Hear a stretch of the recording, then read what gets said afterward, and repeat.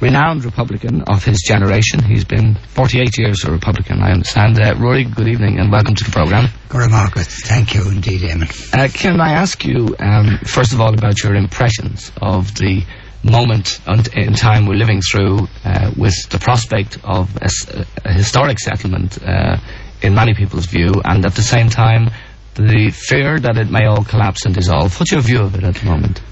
Well, of course, there may be an agreement, but I don't believe there'll be a settlement, because I think it is too confined. It is within the parameters of British rule continuing in Ireland, and even the most simplistic view of history indicates that while the British government remains in Ireland, there will always be resistance. So, unfortunately, my outlook is gloomy in that regard. And I feel that what is happening is that the British government is trying to update its rule in Ireland. In other words, to make it more acceptable to the world at large, and to strengthen it by involving more nationalists in a new Stormont and possibly in a new police force and so on. And that in turn would give a situation where it would be more firmly rooted. The status quo would become more firmly rooted and not as amenable to change.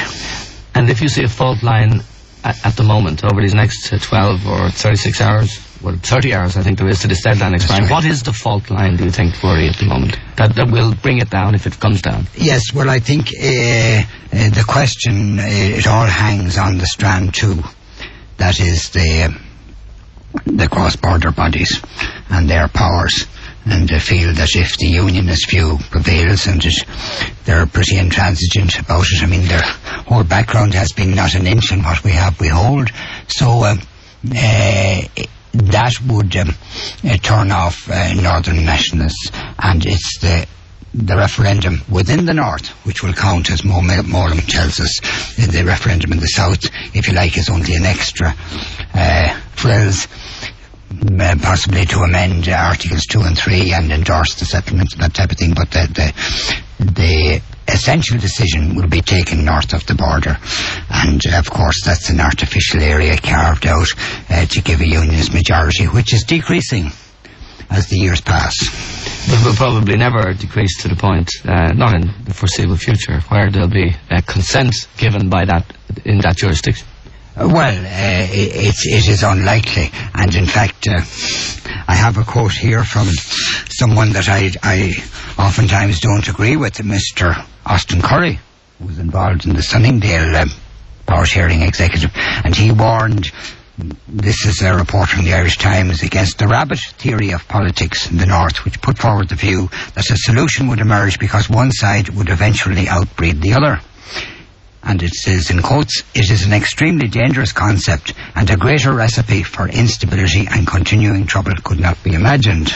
Well, yes, because it is, as you say, or as he says, rather, instability inbuilt into a system. Now, I know before we came on air live, you said to me that I shouldn't underestimate the sort of subtleties and complexities of your own background, that you're not entirely green. And when we come back after, just give us a flavour of that. And briefly, we'll take our 6:30 news headlines in a couple of minutes. Well, I've had relatives killed in the British forces, Lord have mercy on them. My maternal grandmother was a French-speaking Swiss and a Lutheran, and my mother was one of the few people in the teens in the 1920s who had third-level education. My father came from 20 acres of land, small farming. In Roscommon? In Longford. In Longford, yes. Longford is your county? That's right, yes. And where there is indeed a significant Protestant presence. Okay, we're going to take an ad break on our half-6 news headlines, and then we'll talk about your Lutheran insistence on not compromising. Thanks, Ruairí. Ruairí Ó Brádaigh, let me ask you, first of all, I think people listening would like to know what your alternative is. They know that you are opposed to the compromises of the Republican movement, the Sinn Féin, in the past, since you left in 86. And most people, including I, find Martin McGuinness and Gerry Adams courageous and sympathetic figures, knowing the difficulties. And most of us feel it's difficult what you're asking us to hold on to. So can I ask you why and what it is that you want us to hold on to, you fear we might lose? Yes, well, it's strange. During the 70s, when I was president of a United Sinn Féin, and indeed there was a bilateral truce with the British government, and we were involved in talks for 7.5 months. I was a member of the team that met British officials over that period, and indeed I was castigated afterwards as engaging in talks and all this kind of thing, that I was too soft, although indeed the only subject on the table was the when, where and how of British disengagement from Ireland. Further, the Era Nua policy for a new Ireland consisting of a federation of the 4 provinces, including a 9-county Ulster, that was thrown out by the people who now head up Provisional Sinn Féin, and they said we were soft on unionists. So I was supposed to be a softie in the 70s and 80s. Now I'm supposed to be a hardline person, and so on. In fact, I would say that I've just, I hope, held a consistent line while growing and developing and so forth. Well, the Republican movement in this century has seen 5 of these divisions or schisms or splits, and they all have been based on parting from the revolutionary road and embracing or taking the path of the constitutional road. And so we had Cumann na nGaedheal, now Fine Gael, Fianna Fáil, Clan na Publica, the Workers' Party, and now the Provisionals. And each time the Republican movement was weakened as such, and the status quo in Ireland was strengthened. And what people who think like me feel is that at the present time what is happening is that British rule is being updated, that it's been strengthened and becoming more deeply rooted in Ireland, and that is the intention, and made more acceptable to the world at large, as I've seen, as I've already mentioned. So our view of things is that the British government should disengage itself over a period of time from Ireland. But, and this is a very important but, and I made this very clear in an article I wrote for the Belfast Telegraph 3 years ago. They asked me to write it, and I addressed myself principally to unionists and said that we didn't wish to back the unionists against a cliff edge politically, that we wanted to give them breathing space and give them ground, and all other minorities within Ireland, in a totally new Ireland, and that we looked forward to, in fact, a totally new Ireland of the 4 provinces, including a 9-county Ulster, where the people who now vote unionist would have a working majority of something between 5% and 2.5%, but that the nationalists would be behind them within reach of power, and that with the maximum devolution of power and decision making to local level in accordance with the principle of subsidiarity of function, that regional boards and district councils would go according to local majority, and in fact that policing would be done at local level and so forth, and that all power of government would be exercised at provincial level or beneath it, except for foreign affairs, national defence and overall financing.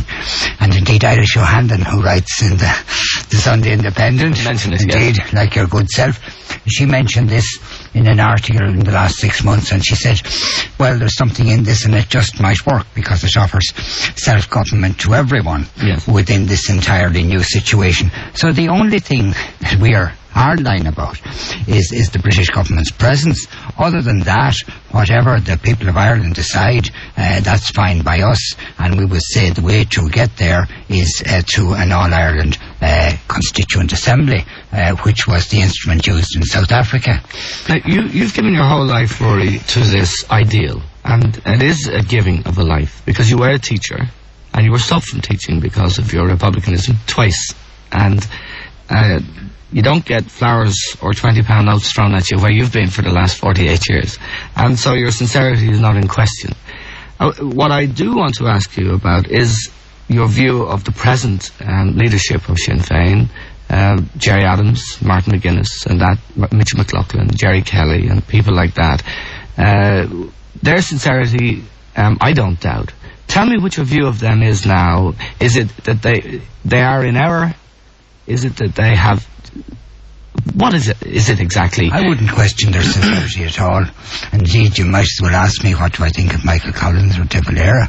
Right. And I would say excellent, up to a point. Yes. But that after that they made political judgments which people like myself feel to be wrong, and that is it. But in all sincerity and all honesty and integrity, I don't doubt, but they feel they're right, and so on. Tell me your view of unionism and the British, Rory. Many of our listeners responding to the crisis of the past couple of days, for example, believe, and many of us down in our hearts believe down here, these people have a superiority complex and that they won't do business with nationalist people, and they're congenitally unable to do it.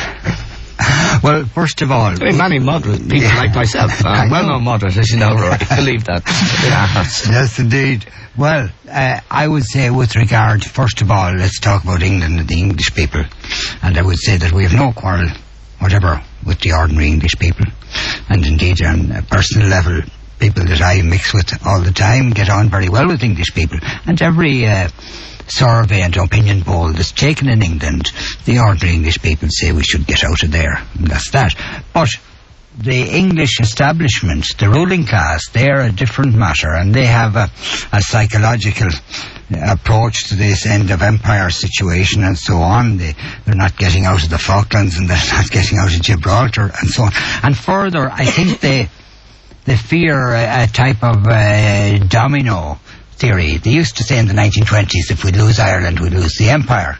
Well, now the empire is largely gone, and I think that they're inclined to say if we lose Northern Ireland, as they call it, we're going to encourage the Scots and the Welsh and all that type of thing, and we'll start a process which will be very much to our detriment as we stand. So that's it. There's Peter Brooks said in 92 or earlier, that they had no 91, yes, that they had no longer any selfish interest in staying in Ireland, or indeed any economic interest. Yes. And it was for the people to decide. Now, they don't come more establishment than that gentleman. Yes. Was that a signal that you picked up? It was clearly a signal. Yes, indeed, it's quoted in our policy document here. Indeed, towards a peaceful Ireland, where we advocate an all-Ireland Constituent Assembly. And we were glad to see that, but we'd like if he went farther and said that they had no political interest, as well as no strategic and economic interest, and that they then started to implement a process over a period of time of disengaging from Ireland. So of course that was a step forward, there's no doubt about it, and we're glad of it. But I wanted